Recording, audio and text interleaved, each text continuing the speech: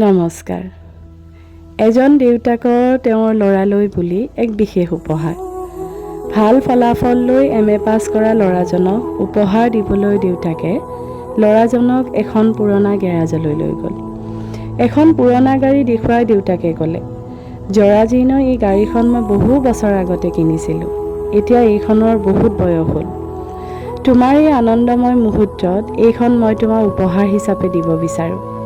তাৰ আগতে তুমি এইখন বিক্ৰী কৰাৰ বাবে এখন গাড়ী শ্ব'ৰুমলৈ যোৱা আৰু সোধা সিহঁতে এইখনৰ মূল্য কিমান দিয়ে। ল'ৰাজনে গাড়ী শ্ব'ৰুমৰ পৰা উভতি দেউতাকৰ ওচৰলৈ আহি ক'লে, সিহঁতে গাড়ীখনৰ মূল্য $1000 দিব বুলি কৈছে, কাৰণ এইখন দেখাত খুবেই জৰাজীৰ্ণ। তেতিয়া দেউতাকে ক'লে, এতিয়া এইখনক এখন ভঙা চিঙা ডেম্পলৈ লৈ যোৱা আৰু সোধা সিহঁতে কিমান দিব বুলি কয়। ভঙা চিঙা ডেম্পৰ পৰা উভতি আহি ক'লে, এইখন বহুত পুৰণা গাড়ী, ইয়াৰ মূল্য মাত্ৰ $100 দিম বুলিহে কৈছে। তাৰপিছত দেউতাকে এখন গাড়ীৰ ক্লাবত গৈ গাড়ীখন দেখুৱাবলৈ কয়।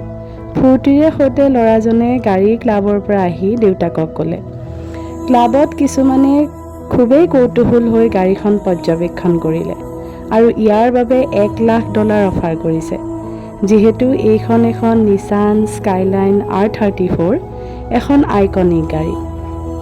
গতিকে তেতিয়া দেউতাকে ল'ৰাজনক ক'লে, সঠিক জেগাত সঠিক মানুহে তোমাক সঠিকভাৱে মূল্যায়ন কৰিব, আৰু যদি ক'ৰবাত তোমাক মূল্যায়ন কৰা নহয় তেনেহ'লে খং নকৰিবা, বুজি ল'বা তুমি ভুল জেগাত আছা।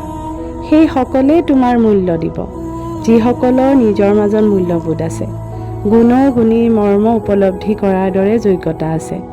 এনে জেগাত কেতিয়াও নাথাকিবা য'ত তোমাক প্ৰকৃত মূল্যায়ন কৰাৰ যোগ্য মানুহৰ খুবেই অভাৱ। ধন্যবাদ।